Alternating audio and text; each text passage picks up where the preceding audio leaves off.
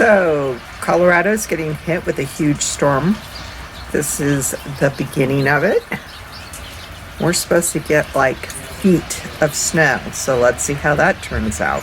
Oh, let's see how much we got overnight. Oh, it's my deep over to the left. Goodness. Oh. Yeah, that's a lot of snow overnight. All right, this is the true test.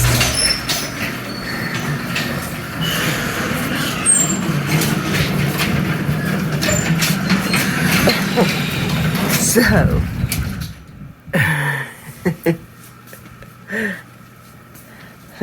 yep, we're gonna be doing a little shoveling today.